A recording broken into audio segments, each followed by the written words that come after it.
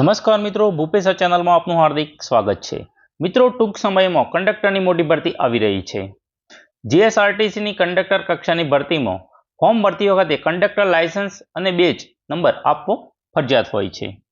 તો મિત્રો, આજે આપણે ફર્સ્ટ એડ સર્ટિફિકેટ માટેના કયા ડોક્યુમેન્ટ જોઈએ, ફર્સ્ટ એડ સર્ટિફિકેટ ક્યાંથી નીકળે, કેટલો સમય લાગે, ફર્સ્ટ એડ સર્ટિફિકેટ રિન્યુ માટે કયા ડોક્યુમેન્ટ જોઈએ, કંડક્ટર લાયસન્સ માટે કયા ડોક્યુમેન્ટ અને કેટલો સમય લાગે, કંડક્ટર લાયસન્સ રિન્યુ માટેના કયા ડોક્યુમેન્ટ અને કેટલો સમય લાગે, 12માં કેટલા ટકા હોય તો ફોર્મ ભરાય, પોલીસનો દાખલો ક્યાંથી મેળવવો, મેડિકલ સર્ટિફિકેટ કેવી રીતે કઢાવવું, સંપૂર્ણ માહિતી મિત્રો આપણે આ વિડીયોમાં જોઈશું। જો ચેનલ પર પહેલી વાર આવ્યા હો તો ચેનલને સબસ્ક્રાઇબ કરો અને વિડીયોને લાઈક કરો। ફર્સ્ટ એડ સર્ટિફિકેટ માટે કયા ડોક્યુમેન્ટ જોઈએ, તો મિત્રો છેલ્લી માર્કશીટ, તમે જે અભ્યાસ કરતા હોય તેની છેલ્લી માર્કશીટ, સ્કૂલ લિવિંગ સર્ટિફિકેટની ઝેરોક્સ, આધાર કાર્ડ, 4 પાસપોર્ટ સાઇઝના ફોટા, આટલા મિત્રો તમારે ડોક્યુમેન્ટ હોય તો તમે ફર્સ્ટ એડ સર્ટિફિકેટ માટે એપ્લાય કરી શકો છો।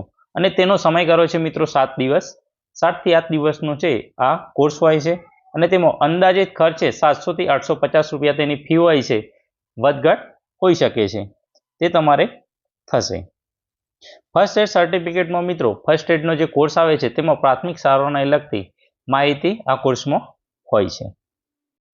ત્યારબાદ મિત્રો વાત કરીએ તો ફર્સ્ટ એડ સર્ટિફિકેટના રિન્યુ માટેના ડોક્યુમેન્ટ, તમે જે ફર્સ્ટ એડ સર્ટિ કઢાવેલું છે જો તેની વેલિડિટી પૂરી થઈ ગઈ હોય તો તેને મિત્રો રિન્યુ કરાવવું જરૂરી છે।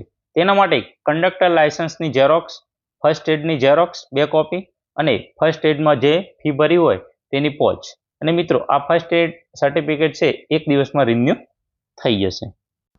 ત્યારબાદ મિત્રો વાત કરીએ તો ફર્સ્ટ એડ સર્ટિ છે ક્યાંથી કઢાવો, તો મિત્રો ગુજરાતમાં છે રેડ ક્રોસ સોસાયટી અને સ્ટેટ જોન એમ્બ્યુલન્સ નામની જે 2 સંસ્થાઓ છે તે આ ફર્સ્ટ એડ સર્ટિ આપે છે અને તે જગ્યાએ કોર્સ થાય છે।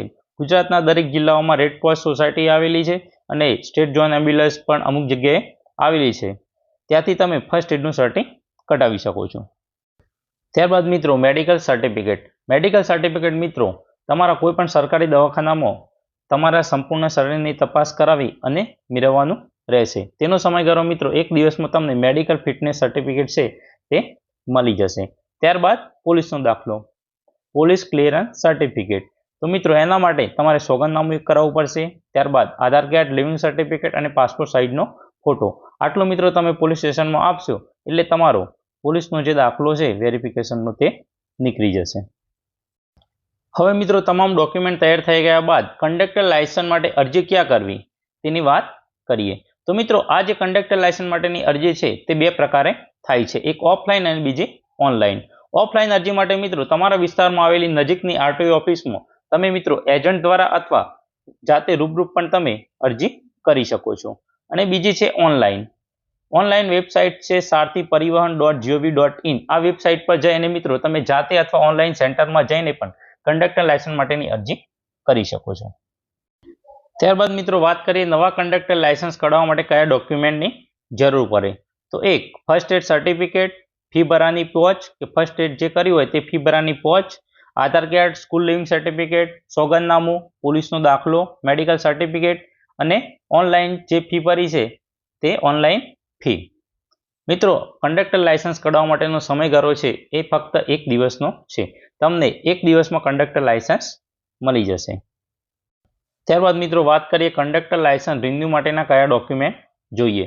જો મિત્રો તમારું કંડક્ટર લાયસન્સની વેલિડિટી પૂરી થઈ ગઈ હોય તો તેને રિન્યુ કરાવવા માટે ફર્સ્ટ એડ સર્ટિફિકેટ ઓરિજિનલ, ત્યારબાદ આધાર કાર્ડ, સ્કૂલ લિવિંગ સર્ટિફિકેટ, પોલીસનો દાખલો, મેડિકલ સર્ટિફિકેટ અને જે ઓનલાઈન ફી ભરવાની હોય છે તે, મિત્રો આટલા ડોક્યુમેન્ટ તમારી પાસે હોય તો કંડક્ટર લાયસન્સ છે તે રિન્યુ થઈ જશે। મિત્રો ટૂંક સમયમાં જ કંડક્ટરની મોટી ભરતી આવી રહી છે, જો તમારે પણ કંડક્ટર બનવું હોય તો કંડક્ટર લાયસન્સ અને ફર્સ્ટ એડનું જે સર્ટિ છે એ જો ન કઢાવ્યું હોય તો તરત કઢાવી લેજો અને જે બીજા અન્ય ડોક્યુમેન્ટ છે તે પણ મિત્રો તૈયાર રાખજો। આ મિત્રો એક અમૂલ્ય તક છે સરકારી નોકરી મેળવવાની। જો મિત્રો વિડીયો ગમ્યો હોય તો વિડીયોને લાઇક કરો, કોમેન્ટ કરો અને તમારા અન્ય મિત્રો અને બીજા ગ્રુપમાં શેર કરો, અને જો ચેનલ સબસ્ક્રાઇબ કરવાની બાકી હોય તો ચેનલને અત્યારે સબસ્ક્રાઇબ કરો। Thank you.